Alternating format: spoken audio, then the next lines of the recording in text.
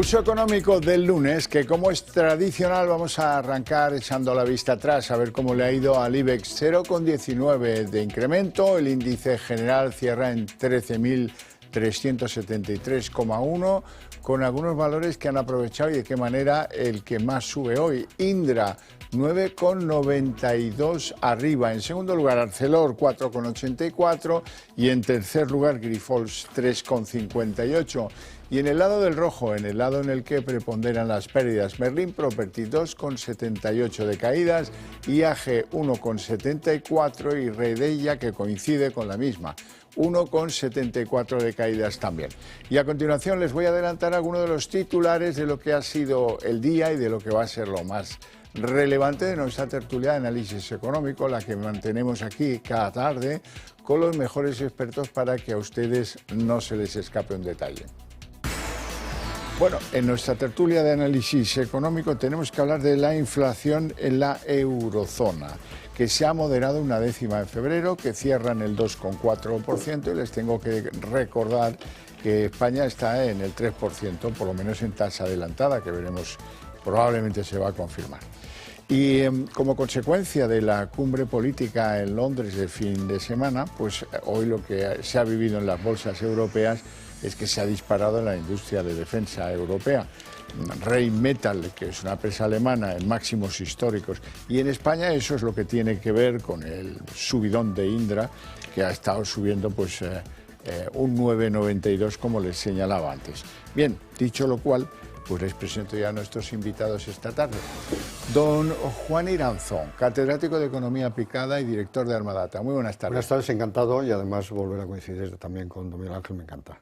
Ha vuelto el frío, además. El frío lo ha traído don Miguel Ángel Cifuentes. Muy buenas tardes. Buenas tardes. Es como si fuera... Vicepresidente de ASEAFI y consejero de Eurohispano Opciones ICA.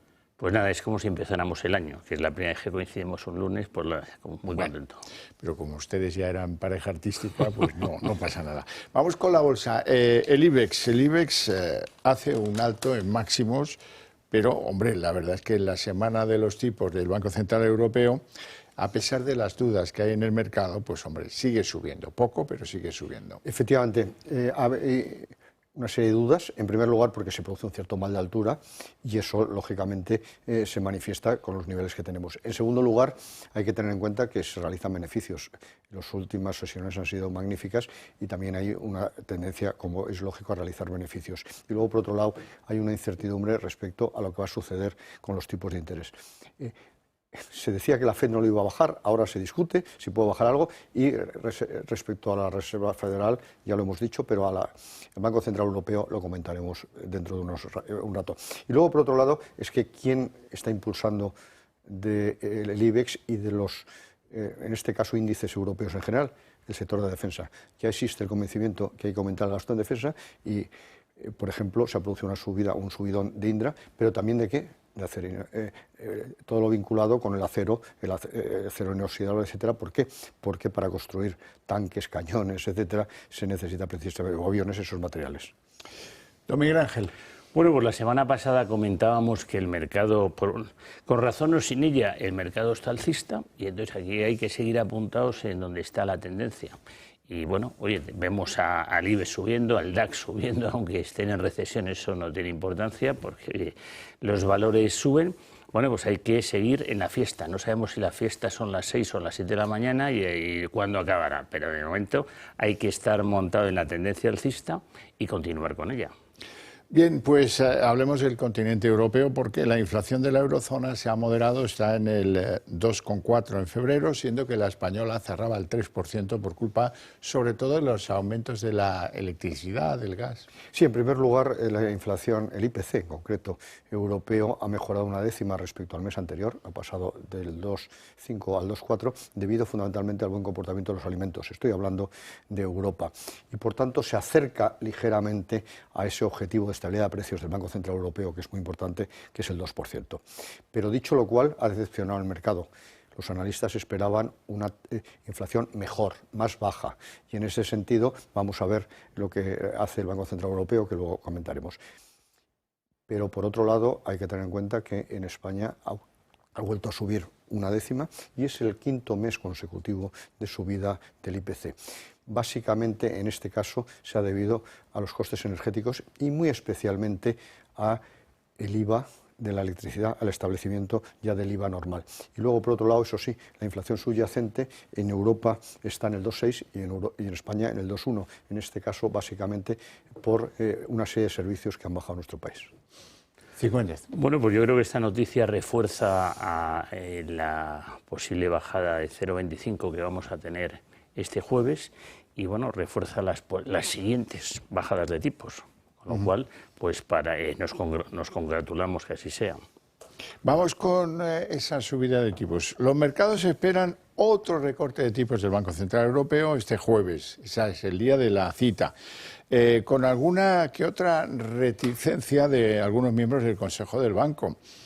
¿Ustedes apuestan por 25 puntos básicos de recorte? Yo creo que sí, porque en primer lugar ya se ha adelantado con la evolución del Euribor. El Euribor hay que recordar que cerró la semana pasada el mes de febrero con mínimos de los últimos 2 años y medio. Había remontado ligeramente ante la incertidumbre, ante las dudas de que la Reserva Federal no bajara los tipos, pero sobre todo no lo hiciera el Banco Central Europeo, y el Euribor ya está anticipando esa bajada.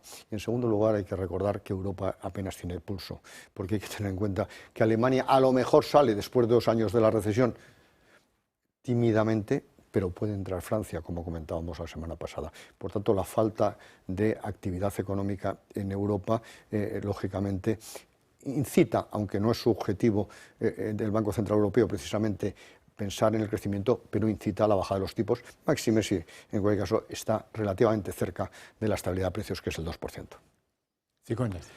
Bueno, pues nosotros pensamos que la pregunta va sobre la posible bajada. Yo creo que el 0,25 es lo que apostamos que va a ocurrir y seguramente vamos a ver el 2% este año y la duda es si vamos a llegar al 1,75. Ahí es donde están las apuestas de lo que, bueno, la tendencia más generalizada es que nos quedaremos en el 2, pero pues el objetivo más optimista sería que bajáramos a 1,75.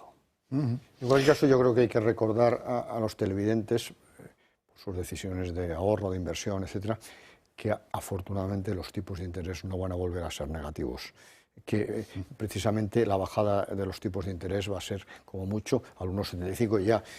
Si Europa va fatal y no hay inflación, al 1,5, pero no tendremos tipos negativos, que fue uno de los gravísimos errores que cometieron los bancos centrales en los últimos años. Han aprendido la lección. Afortunadamente, pero ha costado y sobre todo nos ha costado a los demás. Sí.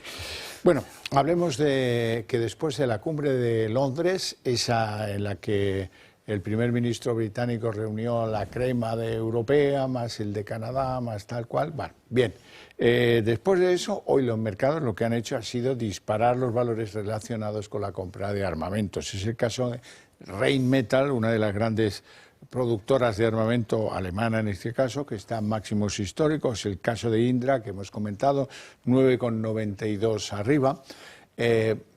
Mientras vamos hablando, vamos a ver un gráfico en el que se detallan las que tienen que ver con los armamentos y cuál ha sido su trayectoria hoy en bolsa. Sí, efectivamente, como decíamos anteriormente, se va a incrementar el gasto en defensa en el conjunto de Europa y por lo menos se va a alcanzar el 2% del PIB. Por tanto, eso significa una actividad importante en la industria armamentística de la que se va a beneficiar sobre todo Alemania y también Francia, porque tienen una industria potente. También el caso del Reino Unido, mucho menos el caso de España, aunque todavía tenemos algunas empresas de armamento como el caso de Indra, o militares.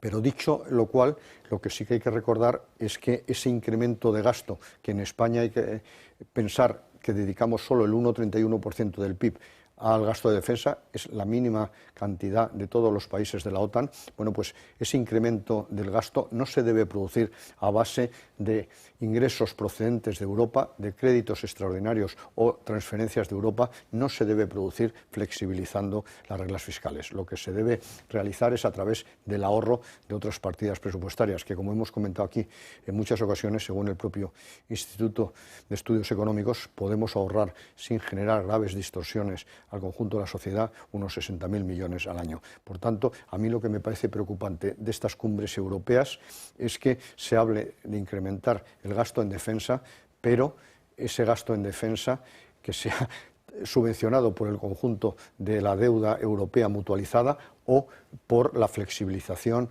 una vez más, de las reglas fiscales. No, hay que ser estricto en las reglas fiscales y no se puede acudir nuevamente a las transferencias europeas como ha ocurrido con el Fondo de Recuperación y Resiliencia. Ahí tienen el gráfico al que yo me refería antes. Rheinmetall sube un 18%, Thales en Francia un 16%, Leonardo en Italia un 15%, BAE Systems en el Reino Unido un 14%, SAP en Suecia otro 14%. Así es que, bueno, claro, en la medida que Indra es más mixta y menos focalizada al armamento, pues sube menos, pero bueno, subidón casi del 10% en España.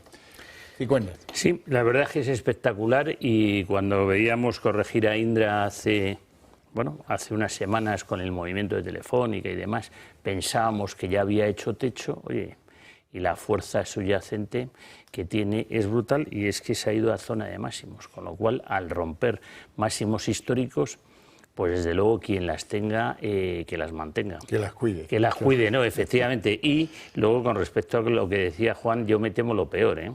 Me temo lo peor con respecto a de dónde vamos a financiar todo esto, pues yo no sé si va a ser ahorrando... A la maquinita, ya sabes, como las cosas europeas lamentable. Casi siempre van con y así maquinita. Vamos como vamos.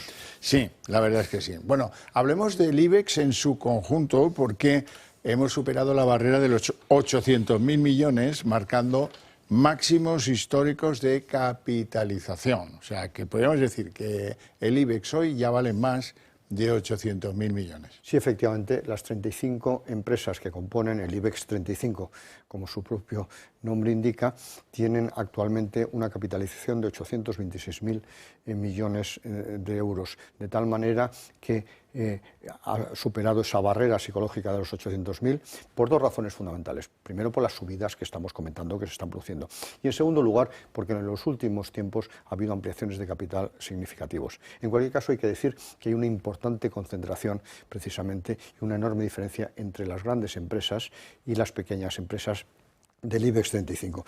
En concreto, solo Inditex representa el 19,5% de esa capitalización a la que nos hemos referido. El segundo valor es el Banco Santander, que representa con 94.000 millones el 11,37%.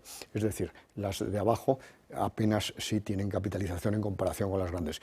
Y por otro lado, hay que tener en cuenta que aunque ha subido el valor de nuestro IBEX, está muy alejado de los valores de capitalización de otros índices europeos. Por ejemplo, en concreto, el CAC 40 tiene un valor de 2,6 billones o el DAX 40 de 1,9 billones. Estamos muy alejados todavía.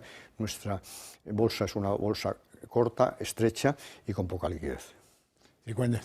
Bien, sí, esto viene muy... Claramente no estamos teóricamente en máximos históricos del IBEX 35 y sin embargo por capitalización sí lo estamos. Entonces, ¿dónde está el truco? En que si uno...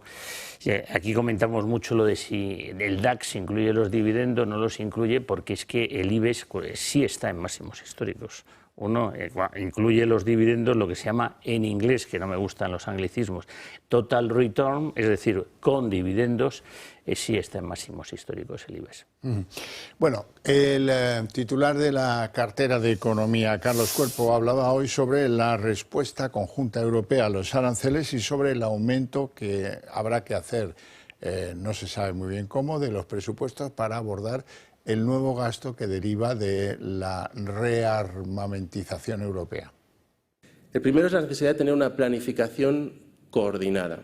Es fundamental que no se trate simplemente de aumentar en modo nicho a nivel nacional el gasto por parte de cada uno de los Estados miembros, sino que tengamos una visión de conjunto, que se identifiquen las necesidades, las capacidades a desarrollar para contar con un adecuado sistema de defensa paneuropeo. Es decir, que se avance en cuanto a la eficiencia del gasto a nivel continental.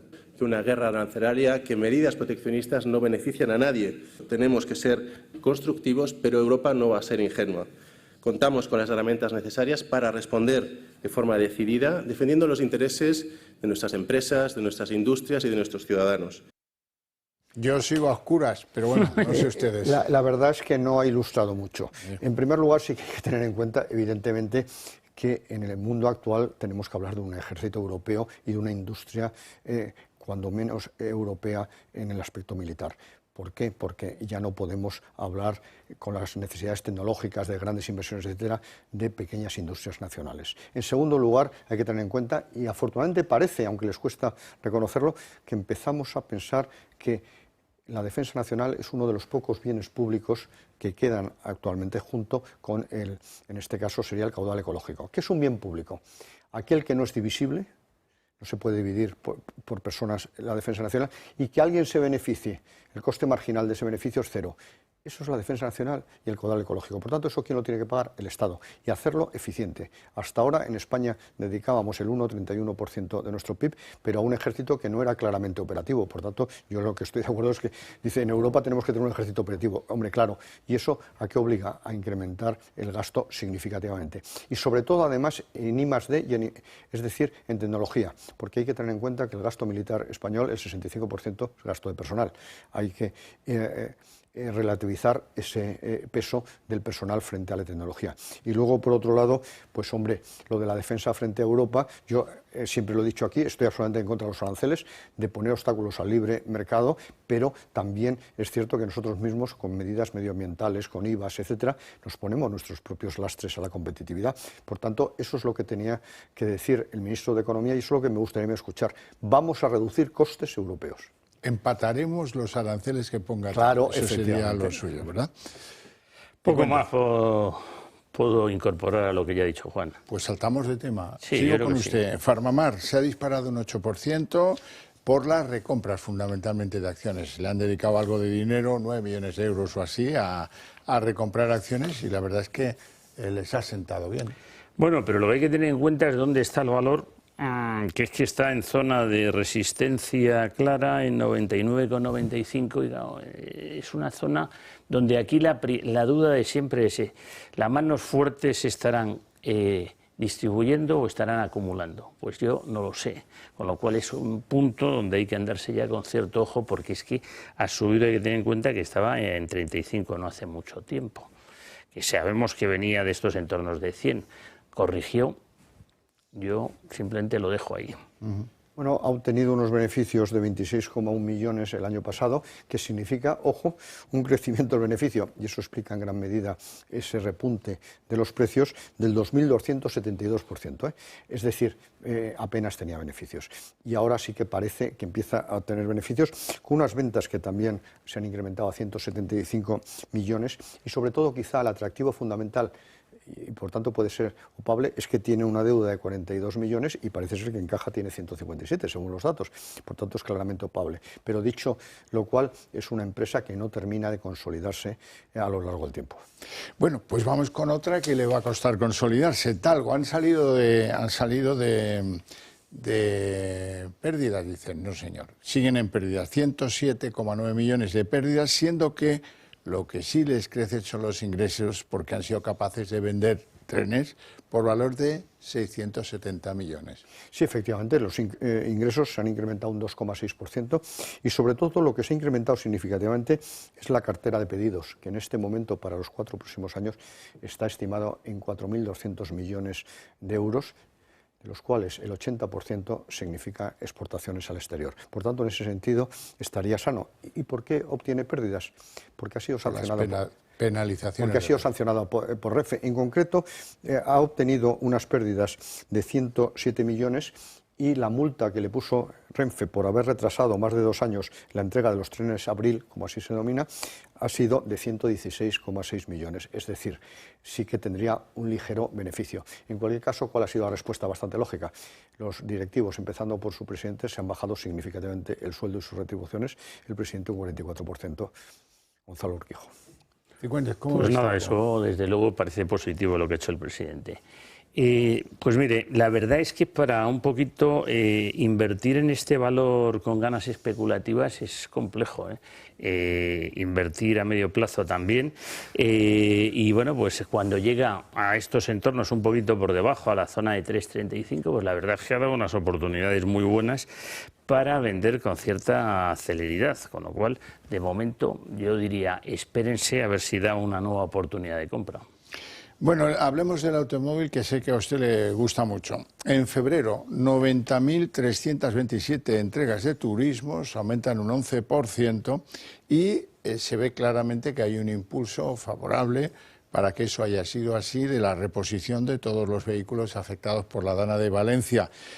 Sin esos vehículos apenas crecería la entrega de turismos en menos de un 6%. Efectivamente, se estima que hubiera crecido un 5,8%. ¿Por qué? Porque hay que renovar una parte fundamental del parque privado de vehículos y también empresariales. Y de hecho, esos han sido los canales que han crecido significativamente a lo largo del presente mes. En concreto, el canal de privados, de particulares, como así se denomina, ha crecido un 44,5% debido fundamentalmente a lo que ha dicho usted, que hay que adquirir vehículo porque el anterior tiene siniestro total. Y por otro lado, también significativo que se ha producido un incremento de los vehículos para empresas del 32%. ¿Por qué? Porque también han tenido que renovar equipos, automóviles, camionetas, furgonetas, etcétera, de empresas. Sin embargo, los vehículos para alquiler solo han crecido un 22%. Digo solo porque se espera que la campaña turística sea mucho más alta. Por tanto, ¿qué esperemos? Esperamos que en el mes de marzo o en el mes de abril haya un tirón especial de las flotas para alquiler, porque nuevamente los últimos datos que tenemos de turismo del año pasado son magníficos, pero se espera que mejoren significativamente incluso este año. Cicuende, vamos a ver, las criptomonedas se disparan después de que Donald Trump haya anunciado en la Casa Blanca que las piensa incluir dentro de las reservas estratégicas de Estados Unidos. Pues el caso es que efectivamente han abierto al alza con esta noticia y demás, pero curiosamente, como aquí estamos en tiempo real, que eso es lo bueno, ahora están cayendo porque Bitcoin cae un 4,26, Ethereum cae un 9,39, Cardano un 7,64 y Solana un 9,03, con lo cual esta noticia ha durado poco. Con lo cual ahora mismo están corrigiendo y, sinceramente, pues oye, cuidadín, porque Bitcoin estaba en 100.000, ahora está en 88.886.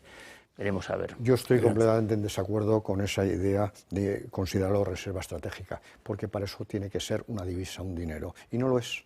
Es un activo financiero de alto riesgo. Aquí lo hemos dicho siempre, permanentemente, sin valor subyacente. De tal manera que eso lo recordaba el otro día Milei. ¿Por qué? Porque también ha tenido un inconveniente, un contratiempo muy importante con las criptomonedas. Insisto, activo financiero de alto riesgo, y como toda inversión de alto riesgo, puedes obtener mucha rentabilidad o puedes tener una pérdida importante. Y por tanto, al no ser dinero, no debe entrar en las reservas estratégicas. No sabemos quién lo emite, no sabemos por qué se emite. Normalmente el dinero se emite por la monetización de activos y no es el caso. Esto de la minería, etcétera, yo no termino de entenderlo. Y luego, por último, sobre todo, no se sabe qué cantidad se emite. Por tanto, insisto, es un activo y tampoco se utiliza como medio de pago en todas las transacciones. Es un activo financiero de alto riesgo, y el que invierta, que sea consciente de que es como ir al casino. Pues prácticamente. Es una inversión arriesgada, rentable o con grandes pérdidas. Y que no recomendamos. Que no recomendamos, ¿no? Don Miguel Ángel, ¿algún comentario sobre la marcha de Merlin, que hoy es la que más cae en el mercado? Bueno, pues rápidamente lo vemos, porque efectivamente me ha sorprendido que la caída que efectivamente ha tenido hoy, y directamente pues le comento, la verdad es que ha abierto al alza y bueno, ahora mismo está en zona de soporte, con lo cual, quiero decir, si vemos a Colonial, que se ha tenido un comportamiento bastante bueno, pues oye, yo creo que a lo mejor es un buen momento para entrar. Bueno, no tenemos tiempo para más, lo dejamos aquí, con mi agradecimiento para estos dos caballeros por su presencia y por sus opiniones, y a ustedes por su paciencia e interés. Pero para ustedes tengo premio a la vuelta de publicidad, la redacción abierta.